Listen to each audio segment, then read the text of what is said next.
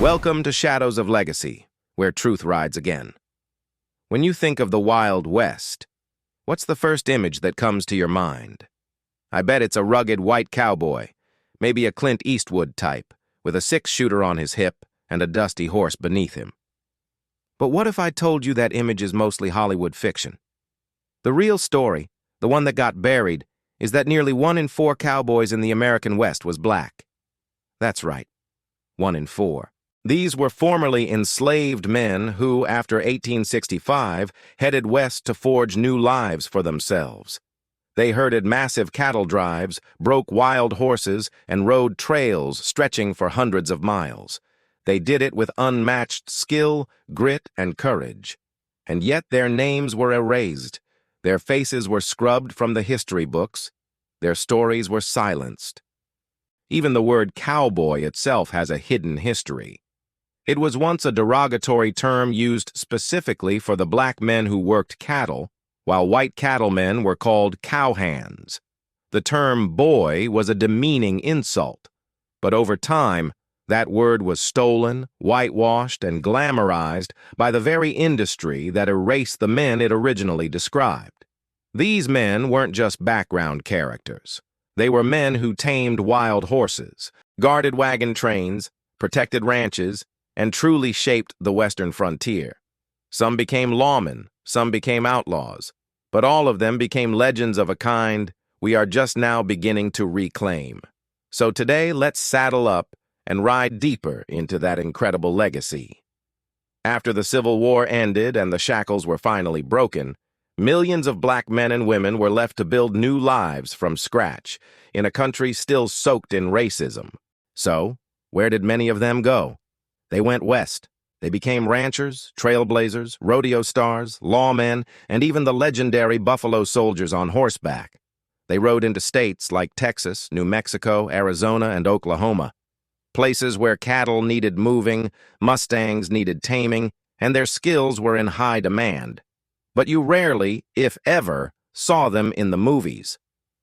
Because when Hollywood came calling, the black cowboy was cut from the script. The image that got mass-produced was a lie, a whitewashed fantasy that ignored a massive part of the truth. 1 in 4 cowboys in the American West was black. Let that sink in for a moment. The men who broke wild Mustangs, crossed dangerous rivers, and wrangled the toughest herds were the original cowboys.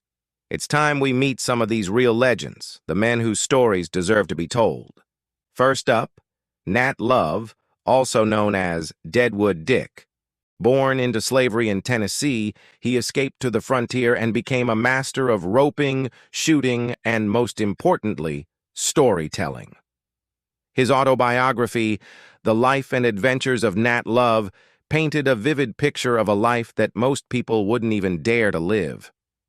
He was a true adventurer who won shooting contests and earned his legendary nickname in Deadwood, South Dakota.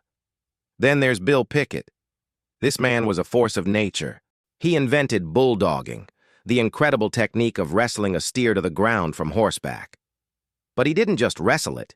He would leap from his horse, grab the steer by the horns, and bite its lip to bring it down. That's not a Hollywood stunt. That's pure, raw, legacy-defining skill. Pickett became an international star, performing in rodeos across the country and even for the King and Queen of England. And we have to talk about Bose Icard. A formerly enslaved man, Icard became the right-hand man to the legendary cattleman Charles Goodnight. He rode the treacherous Goodnight-Loving Trail, one of the most famous cattle trails in history. Goodnight himself said he trusted Icard more than any other man. When Icard passed away, Goodnight had a gravestone made for him that read, "Served with me 4 years on the Goodnight-Loving Trail, never shirked a duty or disobeyed an order, rode with me in many stampedes, participated in 3 engagements with Comanches, splendid behavior. His skill and loyalty helped write the history of the great cattle drives." And the list goes on. There was Mary Fields, also known as Stagecoach Mary, a formidable woman who was the first African-American female star route mail carrier in the U.S. She was known for her reliability, her toughness, and the fact that she always carried a shotgun. There was Bass Reeves, a legendary lawman who was one of the first black deputy U.S. Marshals west of the Mississippi.